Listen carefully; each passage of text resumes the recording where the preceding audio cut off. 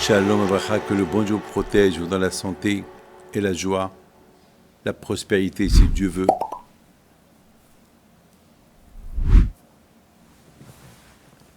Il y a un rabbin que son fils est sorti du chemin. Malheureusement, vous savez, avec la vie qu'on mène aujourd'hui, combien des gens ils se sont éloignés d'Hachem. Mais grâce à Dieu, combien aussi ils se sont rapprochés d'Hachem. Combien les parents ils doivent faire attention aux enfants. Surtout avec la nouvelle technologie. Et surtout maintenant avec l'intelligence artificielle que Dieu préserve. Si on ne fait pas attention, on va devenir tous des robots. On va marcher tous avec des puces sur la tête et voilà. Combien il faut faire attention. Grâce à Dieu, le bon Dieu nous a donné la tête. À nous d'utiliser la tête. Est-ce qu'un robot artificiel, est-ce l'intelligence artificielle, elle a le cœur? Elle n'a pas de cœur. La semaine dernière, il y a un drone qui a été téléguidé par l'intelligence artificielle. Ce drone-là, lorsque celui qui le fait marcher lui a dit « ça y est, tu te calmes, tu descends », ben, il n'a pas accepté. Il a fait demi-tour, il l'a tué. Il est venu à 100, 200 km à l'heure et il a tué celui qui devait être son maître. Ça, c'est l'intelligence artificielle. Et malheureusement, aujourd'hui, grâce à Dieu, le bon Dieu nous a donné notre propre intelligence. Et sachez, et Akadosh nous a donné des lois. Ne tue pas, ne vole pas. Parce que l'être humain, il peut être voleur, il peut être tueur, il peut être un assassin, il peut être envieux, il peut faire un hara. Alors, il y a la Torah. Mais contre l'intelligence artificielle, il n'y a pas de Torah. Au moins, nous, on a le Yetzirah. Alors, contre le Yetzirah, il y a la Torah. La Torah qui dit, ne fais pas ça, ne fais pas ça, ne fais pas ça. Mes amis, regardez-moi, j'ai une barbe blanche.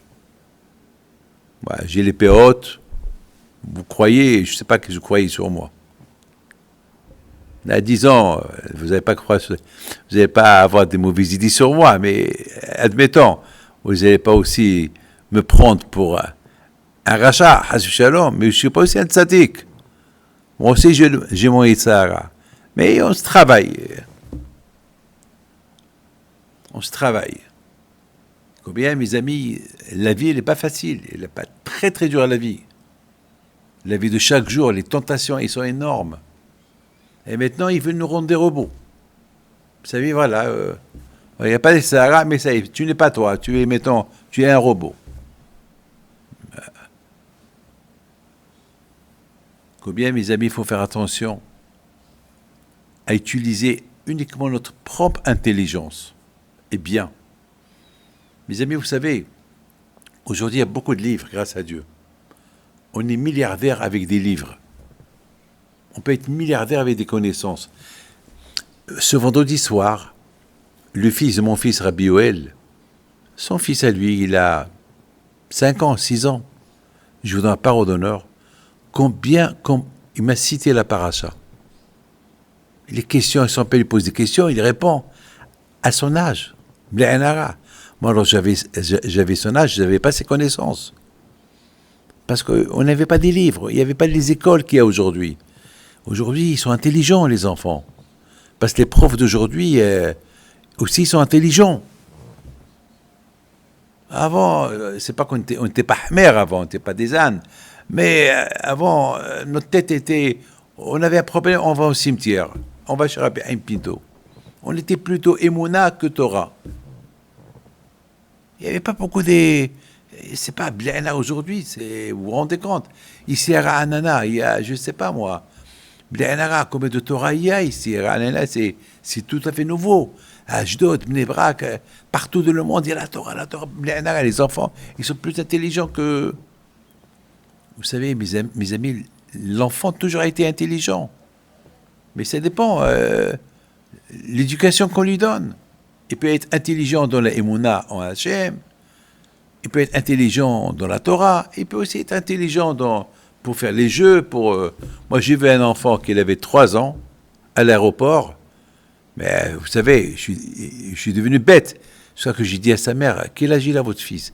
Il m'a dit, il a 3 ans. Puis j'ai dit, mais comment il s'est manipulé cet ordinateur?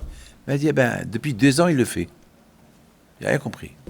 Rien compris. Mes amis, combien chacun de nous, il doit en profiter de Baruch Hashem, que nous avons, on vit dans une époque où il y a beaucoup de choses, il y a beaucoup de Torah, Baruch Hashem, mais il faut faire attention.